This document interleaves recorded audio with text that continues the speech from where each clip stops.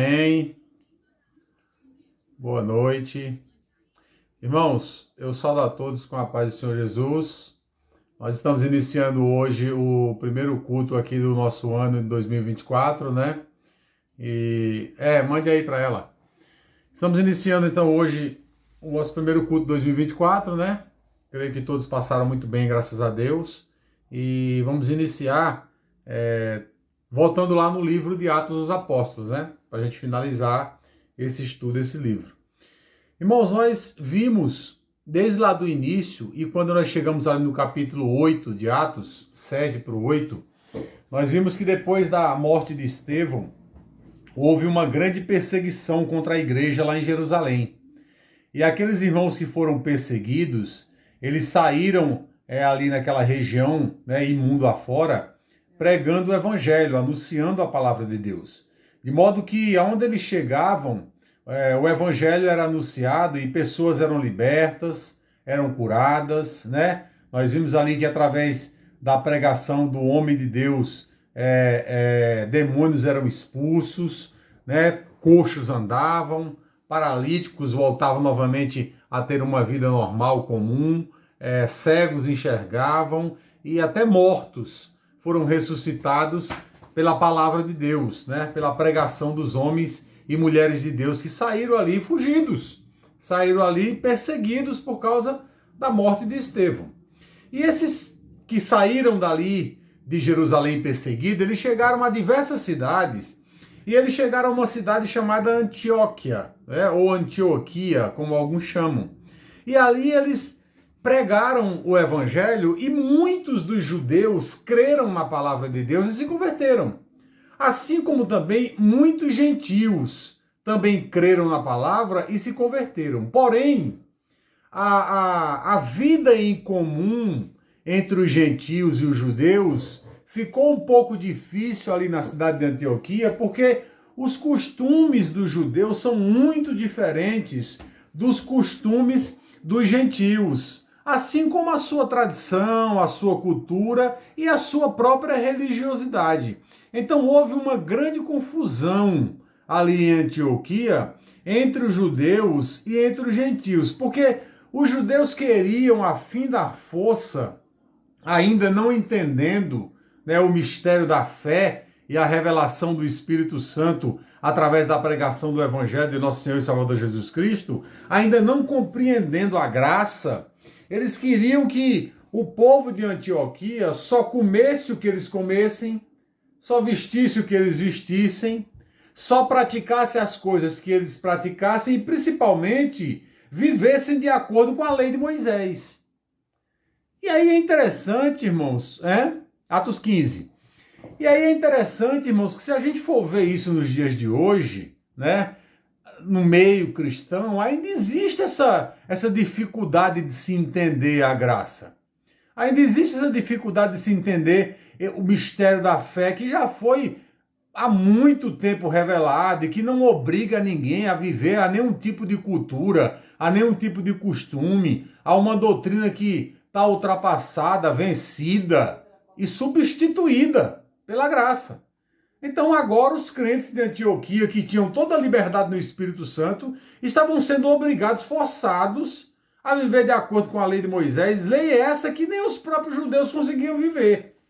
E aí Paulo estava ali, era um dos líderes daquela igreja, e ele se manifesta de uma forma muito contundente e vai até Jerusalém para discutir com os apóstolos essa situação, porque muitos dos que estavam exigindo ali que aquele povo cumprisse a lei tinham vindo lá de Jerusalém, né? E tinham dito que tinham vindo com uma missão ou com uma ordem da igreja de aplicar, né, a lei sobre aquele povo que era livre, né? Não tinha por que eles saírem de uma liberdade que eles tinham de vida e vir para um aprisionamento agora da lei mosaica, sendo que Jesus Cristo libertou a todos, né, dessas maldições da lei. Então, o capítulo 15 de Atos dos Apóstolos, que nós vamos ler agora, ele traz exatamente muito claramente essa discussão que Paulo teve e a dificuldade que Paulo teve de convencer até a própria igreja lá de Jerusalém, até os próprios líderes, os apóstolos, de que não mais se deveria viver de acordo com a lei de Moisés, e sim de acordo com a graça do nosso Deus, dada por Jesus Cristo e agora dirigida pelo Espírito Santo. Mas foi muito importante que essa discussão acontecesse, foi muito importante que esse concílio, né, acontecesse para que as águas fossem divididas e de uma vez por todas se entendesse que quem é judeu de nascimento, de religião, de cultura, de costume, e quer continuar seguindo a sua cultura, o seu costume, a sua religião, mesmo crendo em Cristo, ou apesar de crer em Cristo, pode continuar na sua cultura. Ninguém tem nada contra isso. Porém, isso não pode ser forçado acima de ninguém para que viva uma coisa que não é de sua natureza, ou que não é de sua religião, ou que não é de seus costumes e cultura. E nós estamos falando aqui, ou vamos falar aqui de decisões que foram tomadas há 2000 anos atrás, e numa região do planeta cuja cultura é totalmente diferente da nossa, e que não pode de maneira nenhuma influenciar a gente 2000 anos depois e no Ocidente, aonde as pessoas ainda hoje querem enfiar goela abaixo essas decisões que foram tomadas lá para que o povo de Antioquia pudesse viver bem juntos, os judeus e os não-judeus. Então tomaram isso ainda hoje como doutrina e querem que a gente siga essa cartilha aqui de Tiago e de Pedro, que foi mandada uma cartinha ali depois do concílio lá para Antioquia, e dizem que isso é uma doutrina bíblica, é uma doutrina do Espírito Santo, apesar de que a decisão foi tomada mesmo pelos apóstolos e com a guarda do Espírito Santo e a influência dele sim, mas para aquele povo daquela época poderem conviver juntos. Mas aquilo também não durou muito tempo, porque logo depois eles se separaram e os judeus foram para um lado e os gentios foram para outros, e a vida continuou com judeu ou sem judeu, com gentil ou sem gentil. Aquele que crê no Senhor tem a liberdade de viver nele através do Espírito Santo. Então é isso que o capítulo 15 de Atos vai nos mostrar, e vai nos mostrar muito claramente. E só em ler nós vamos entender a grande diferença entre dar atenção à palavra de Deus e dar atenção a costumes humanos. Né? E aí, lendo esse texto e tendo essa consciência, nós precisamos ter dois cuidados. O primeiro é de não escandalizar o próximo, porque Paulo também disse que se a carne que eu como escandaliza o próximo, pararei eu de comer carne, nem que seja na frente dele, como na minha liberdade, na minha casa, mas eu não posso escandalizar o próximo. Como também, por sua vez, eu tenho a minha liberdade de fazer aquilo que eu quiser. Ninguém pode me impedir de fazer o que eu quero, nem impor sobre mim lei nenhuma, desde que eu esteja fazendo as coisas dentro de um regimento e de uma lei que o meu país me autorize a fazer, que não seja um crime. Né? Então, religiosamente, ninguém está obrigado a fazer nada. E, espiritualmente falando, para quem é cristão, só existem dois sacramentos que verdadeiramente o cristão tem que colocar em prática. Quais são eles? O batismo e a ceia do Senhor. Fora isso, não existe outra obrigação, irmão. Sacramento de obrigação são esses dois. O restante é a doutrina que nós temos que seguir de acordo com a nossa fé e baseado na palavra de Deus, no Evangelho, no Novo Testamento. Amém? Vamos ler. O capítulo 15 de Atos dos Apóstolos, verso 1, diz assim: Então alguns que tinham descido de Jerusalém ensinavam aos irmãos: se vocês não se circuncidarem, conforme o costume de Moisés, não poderão ser salvos.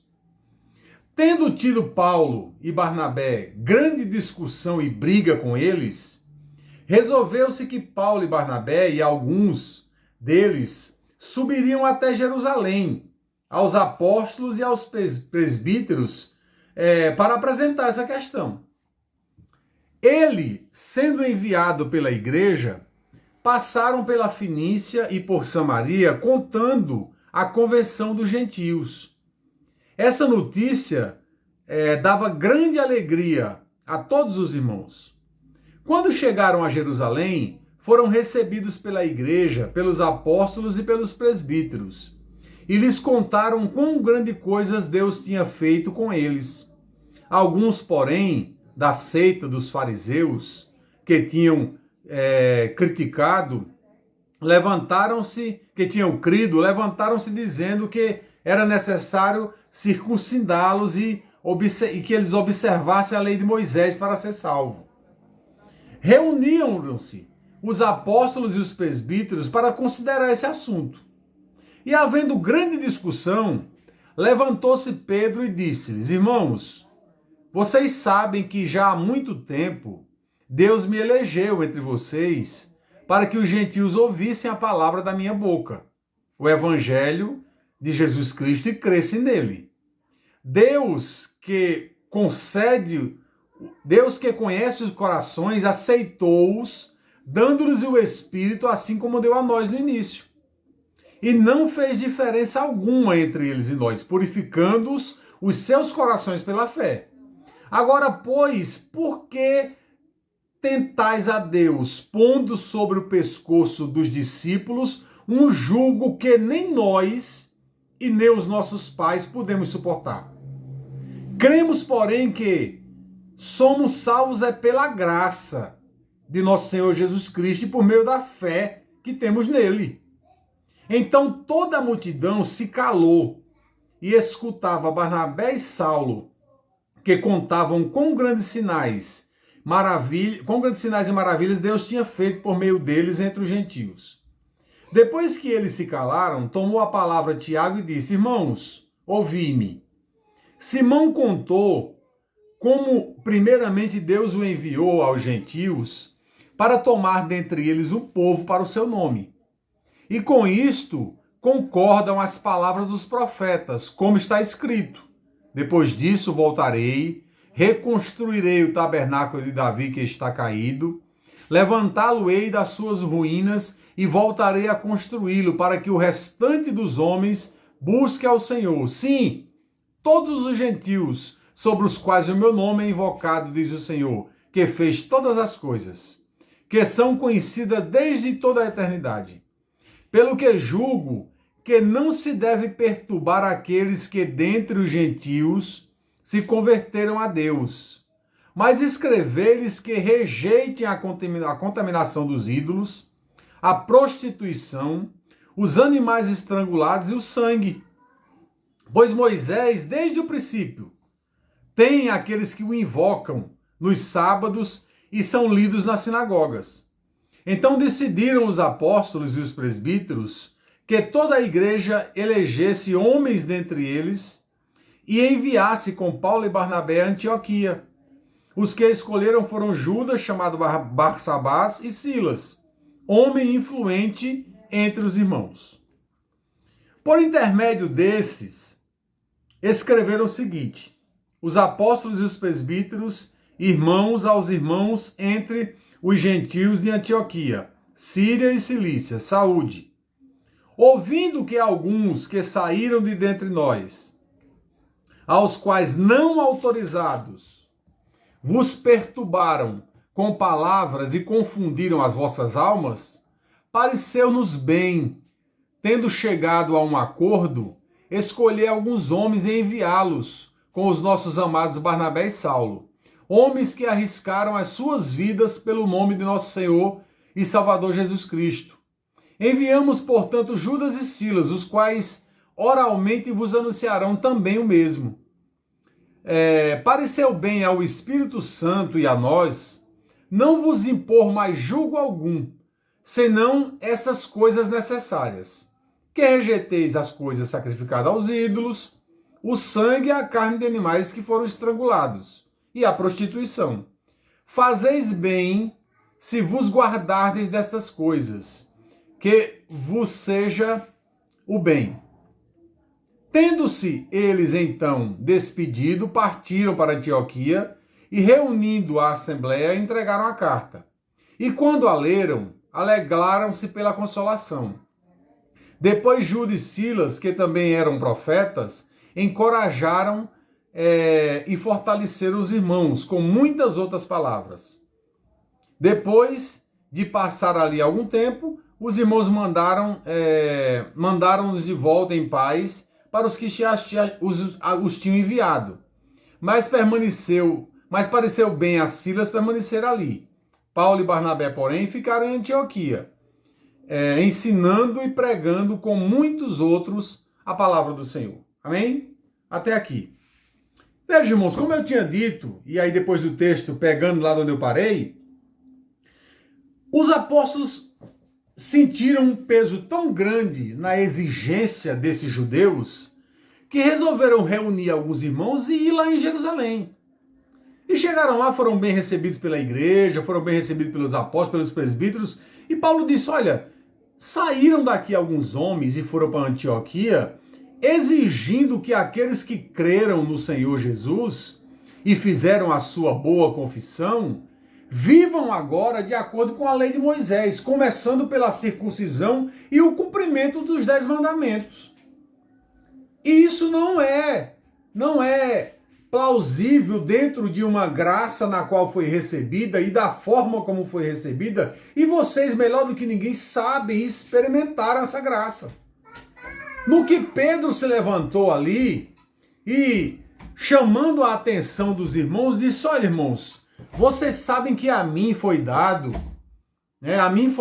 a graça de pregar o evangelho para os gentios, de entrar na casa dos gentios, e que eles receberam a palavra de bom grado, e de que nada foi exigido por Deus para que eles cumprissem. Quando eu estava pregando para eles, o Espírito Santo desceu sobre eles, como tinha descido sobre nós no início.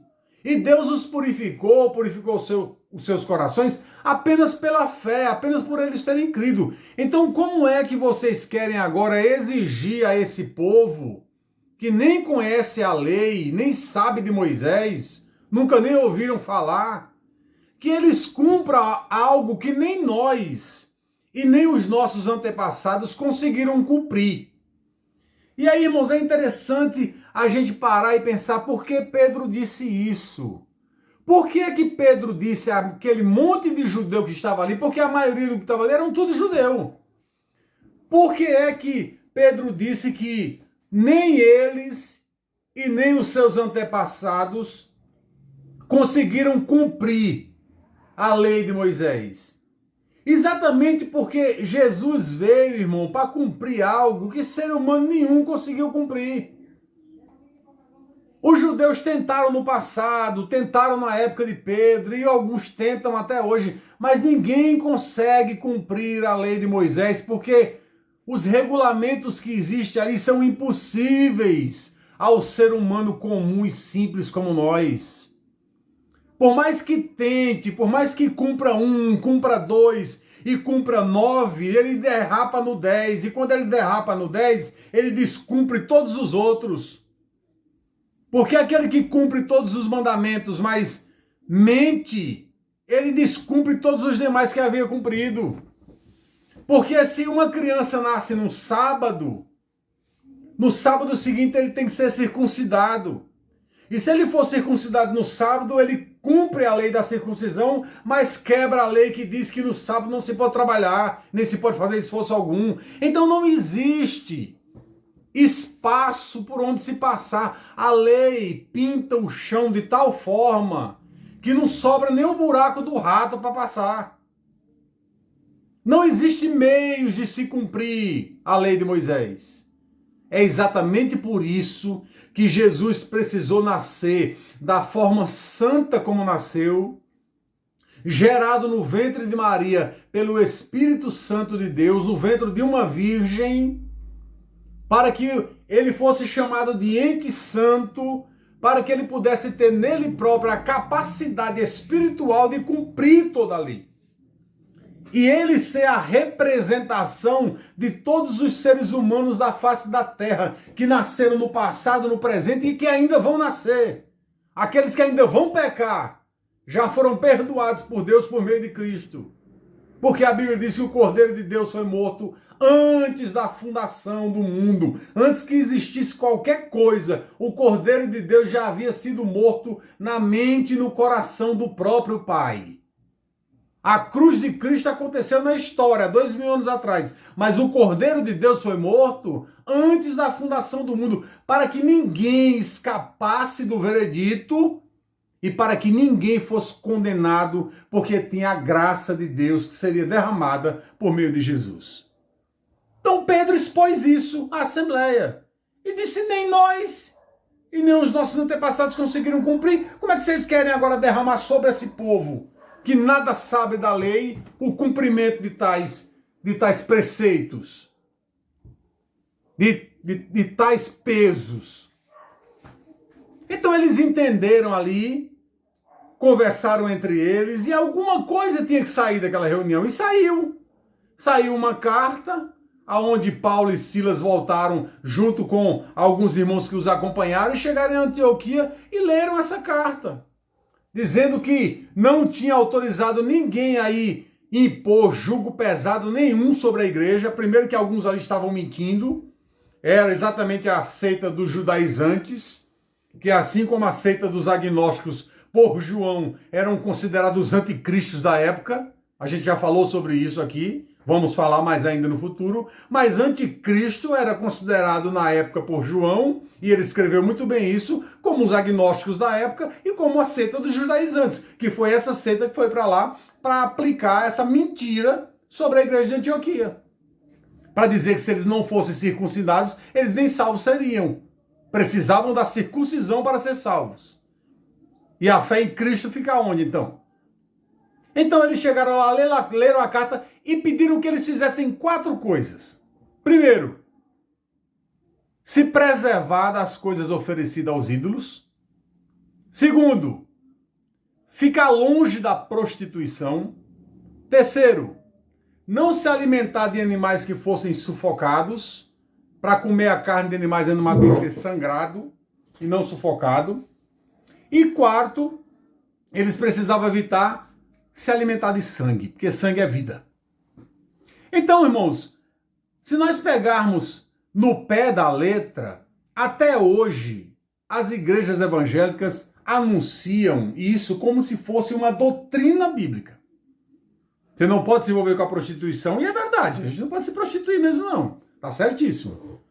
A gente não pode se alimentar de animais sufocados, a gente não pode comer sangue e nem viver também, né, em mesa de ídolo. Se nós temos um Senhor, não podemos viver em mesa de ídolo. Agora, comer uma galinha cabidela, como muitos dizem que é proibido pela Bíblia, comer chouriço, como os dizem que é proibido pela Bíblia, ou qualquer outro alimento que tenha o sangue contido nele, como é proibido pela Bíblia, o que nós precisamos nos concentrar nesse momento não é numa redoma de vidro sobre o capítulo 15 de Atos dos Apóstolos, mas no Evangelho como um todo. Isso aqui foi dito para a igreja de Antioquia, para que eles pudessem viver bem com os judeus daquela época, para que pudesse haver uma convivência entre eles. Porque a igreja estava repleta de judeus e de não-judeus. Para conviverem entre si,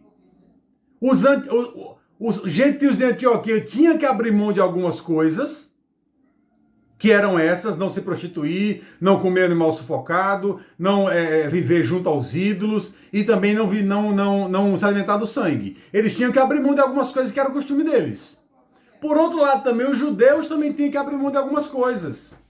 Ou seja, vocês não vão criticar o pessoal de Antioquia por não participar dos sábados de vocês, por não guardar os sábados, por não se circuncidar, por não participar de festa de lua nova. Então, a carta foi para que houvesse um acordo entre eles. Vocês vão se suportar. Era esse o objetivo da carta. Vocês vão, judeus, abrir mão de algumas coisas para que o povo viva bem com vocês, porque vocês são cristãos. E vocês que não são judeus vão abrir mão de alguns costumes de vocês para que vocês não irritem e não escandalizem os judeus.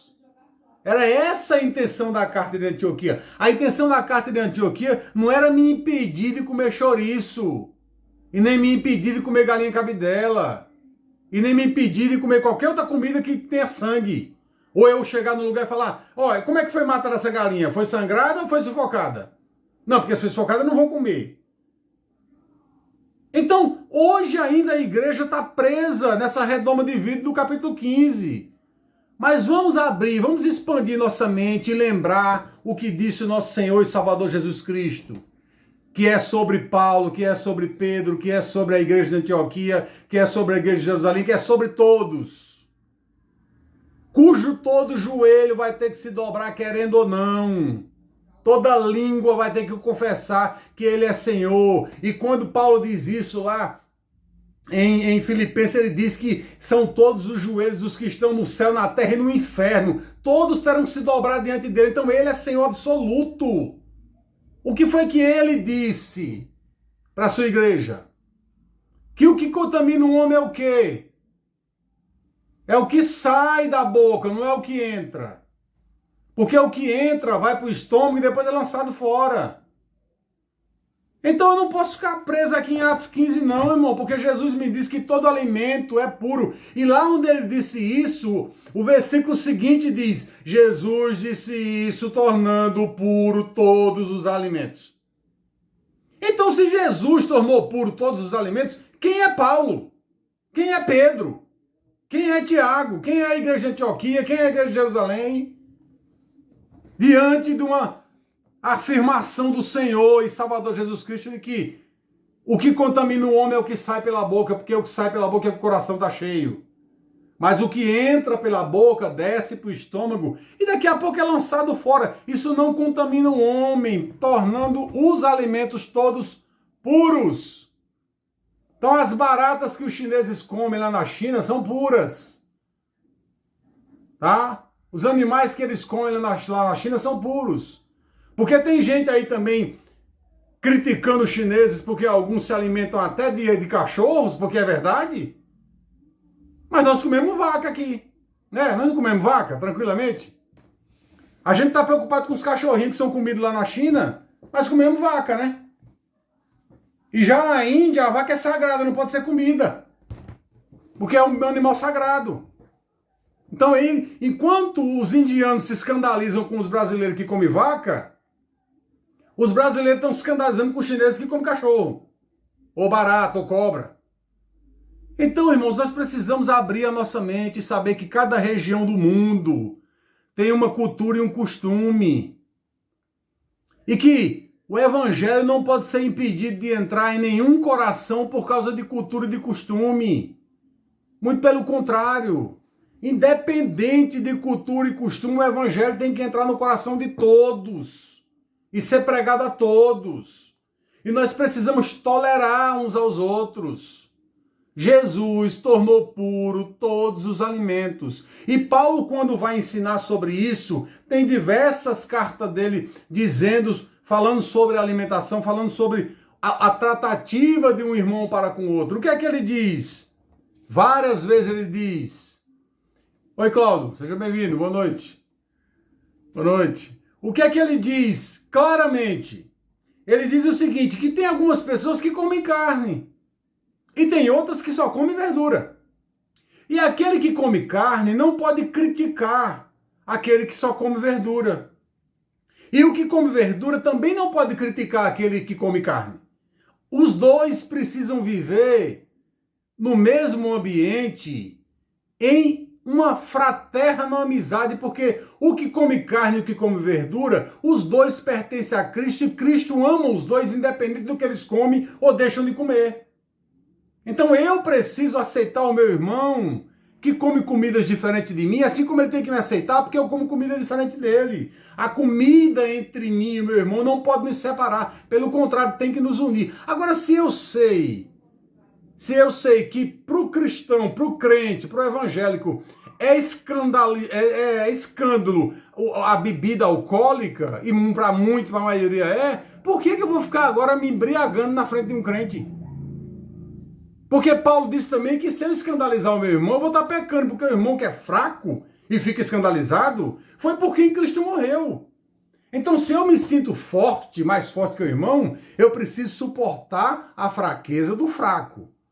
Então, se você tem alguma liberdade na sua casa, no meio da sua família, que você mantenha essa liberdade ali. É isso que a Bíblia está nos ensinando. Ah, irmão, você costuma tomar um vinho de vez em quando? Você costuma tomar uma cerveja? Você costuma abrir um champanhe aí, alguma coisa numa época comemorativa? Você não está proibido de fazer isso não, porque em lugar nenhum na Bíblia você vai achar uma proibição disso. Porém, não faça isso para escandalizar ninguém. Faça isso na sua liberdade, no seu lar, particularmente na sua família, como é o seu costume. Mas quando for na casa de alguém que não tem esse costume, respeite os costumes da casa do outro. É isso que Paulo foi lá em Jerusalém deixar bem claro, e eles entenderam e mandaram uma carta dizendo: olha, gente, e os judeus, vocês precisam se suportar. E para vocês viver bem, vocês precisam se suportar. E para vocês se suportar, ambos os lados vão ter que abrir mão de alguma coisa. Isso é evangelho. Enquanto eu não entender, irmãos, que evangelho é eu, como ser humano, entendendo que eu não podia cumprir a vontade de Deus exatamente porque sou um ser humano falho e caído, e ele colocou Jesus para cumprir em meu lugar, me representando diante dele, enquanto eu não entender que ser cristão é abrir mão de certas coisas que me são privilégio por causa do outro, enquanto eu não entender isso, eu vou continuar apenas como um infante, como um infantil, engatinhando na palavra de Deus, como é o caso da maioria. Me desculpem dizer, mas é o caso da maioria dos cristãos do Brasil hoje em dia. Estão na infância, no jardim da infância do Evangelho. Não entenderam ainda o que é profundidade das águas do Espírito. E não entenderam simplesmente porque não querem abrir mão da sua arrogância, não querem abrir mão da sua prepotência, do seu orgulho, da sua altivez, da sua soberba. E nós precisamos abrir mão dessas coisas. Porque parar de fumar, irmão, é muito fácil. Não é difícil, não. Parar de beber é muito fácil, não é difícil. Não é difícil parar de fumar, parar de beber. Tem médicos, tem remédios, tem auxílio para tudo que é lado para nos ajudar a isso.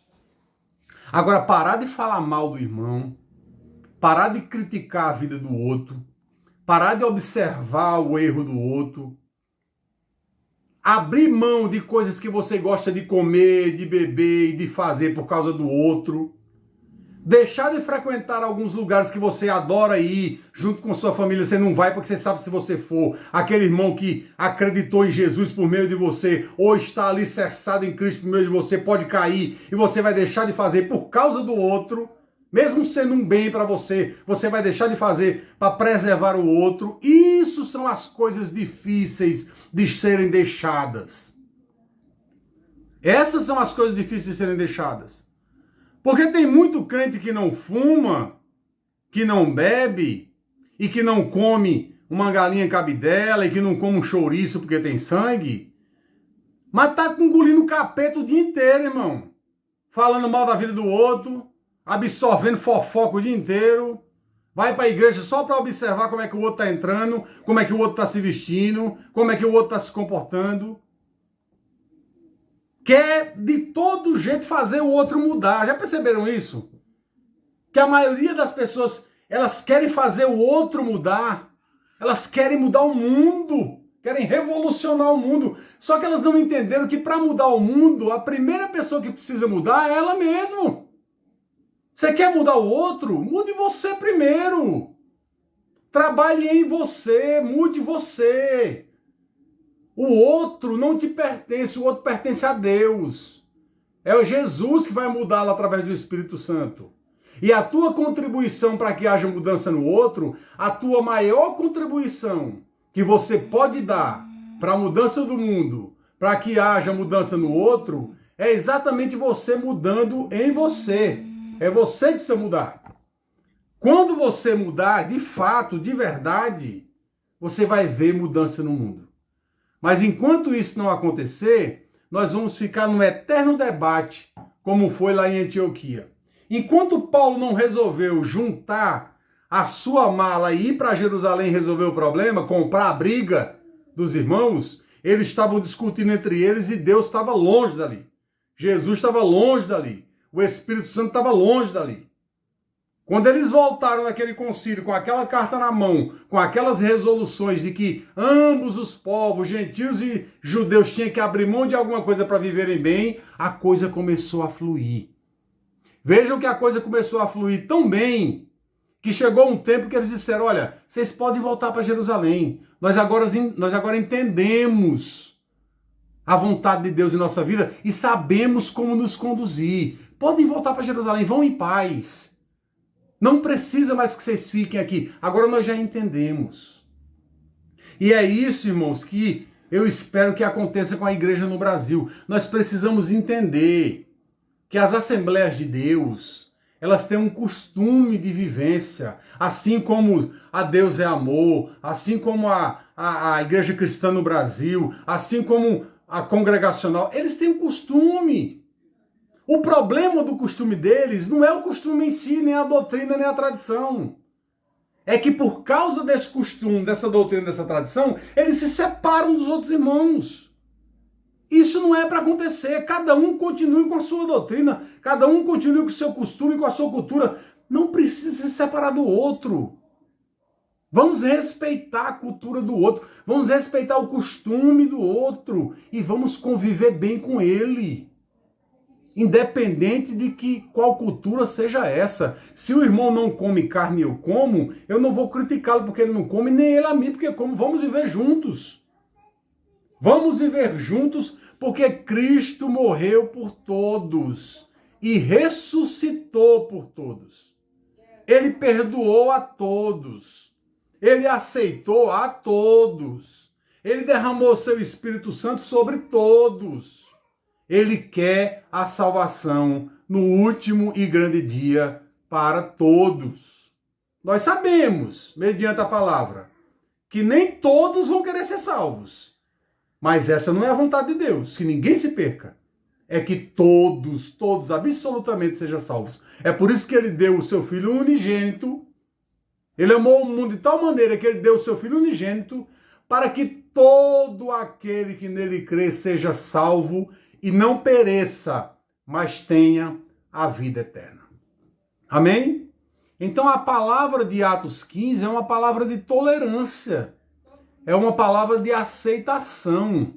É uma palavra de olhar o outro, enxergar o erro no outro, mas em vez de criticá-lo, orar por ele.